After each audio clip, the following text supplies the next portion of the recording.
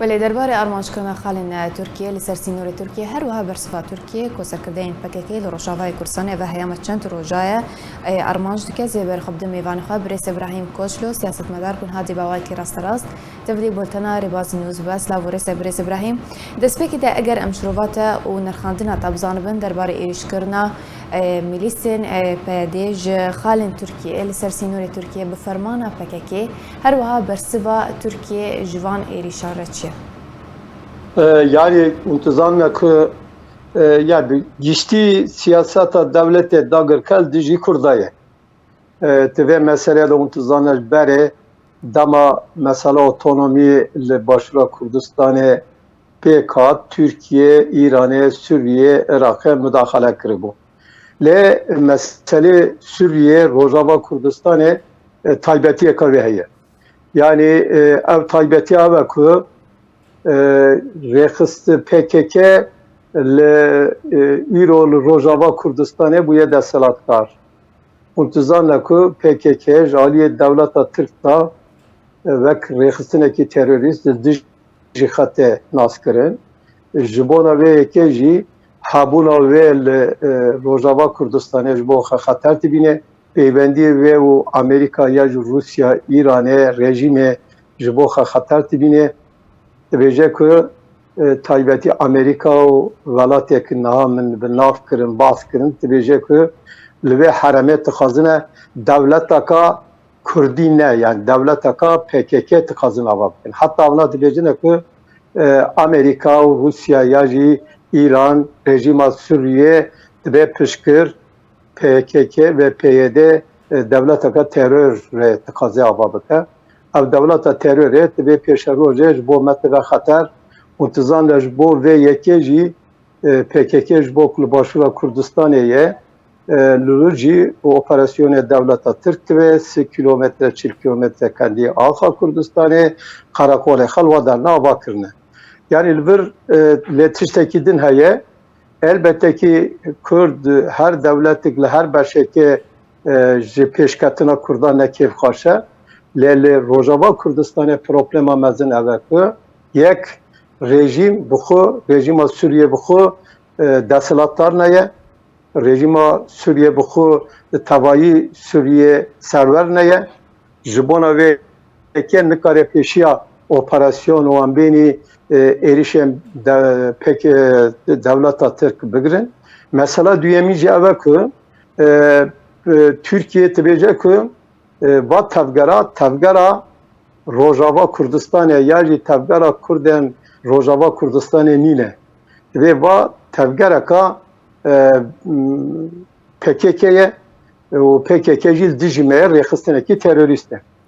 Ji bona vê yekê dibe ku taybetî helwesta Rusya bikin Birêz İbrahim tê behs kirin li gorî şirokên siyasî dibêjin ku lêhevkirinek Tirkî Rûsî çêbiye ji ber vê yekê Tirkiye niha di vê demê de êrişên xwe encam dide û serkirdeyên PKK li Rojavayê Kurdistanê armanc dike. Tu çi dibêje li ser vê yekê?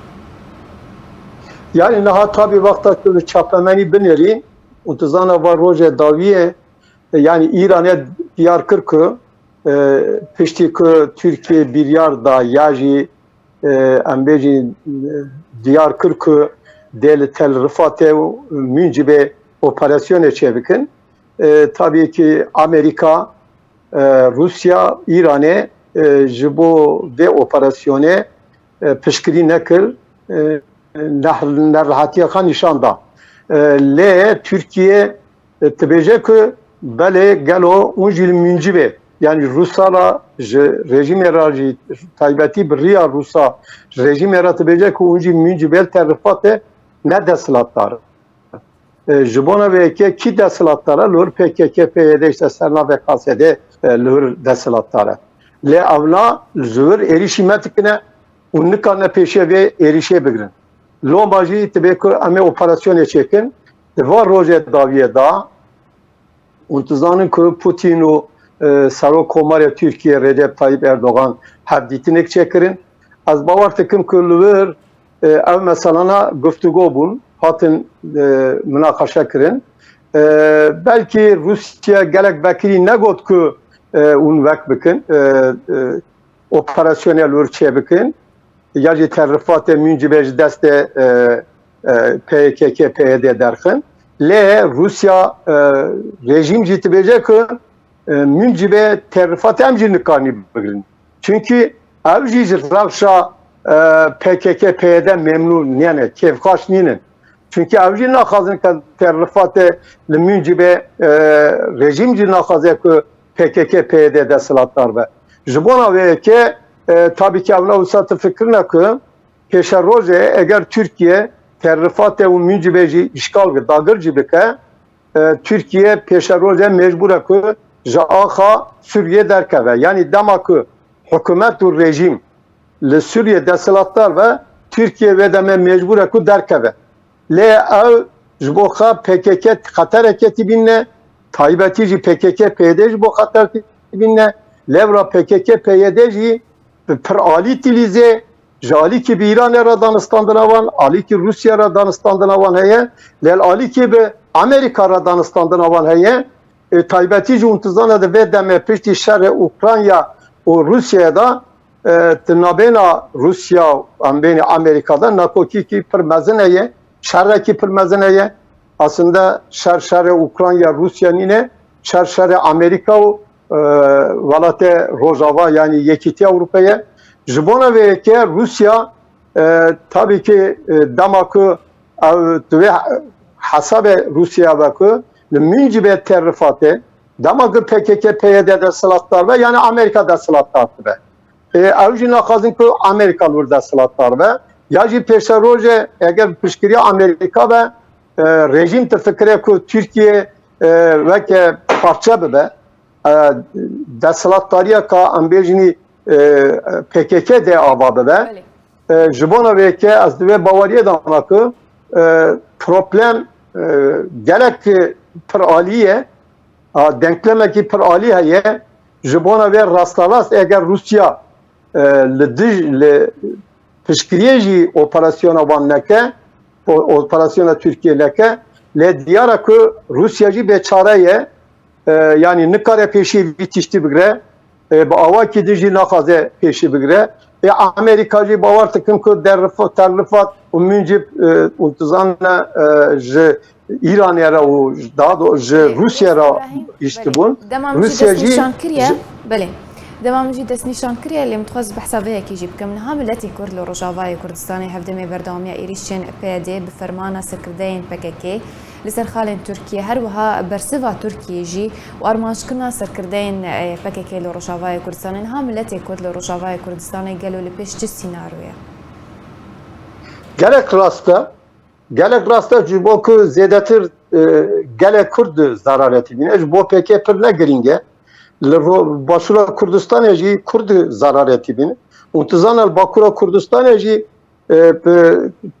encama terora PKK, şaşiye PKK, siyasata PKK dimeşîne intizana 45 sala rewşekî neasayî heye li Bakurê Kurdistanê. Li Başûrê Kurdistanê jî heman tişt heye, heman polîtika tê meşandin. PKK tibe sedem ku xelqê me li vekibe. Gelek vekiriye ku li vir jî tibe bu levra problemekî en mezin heve ku PYD tam di merhala ku Türkiye dixwaze ku operasyona çeke yani li vir pêk bîne di dinêrî ku wênê Abdullah Öcalan ratikine propaganda PKK dikine nîşan didine ku evna PKK'yî ne.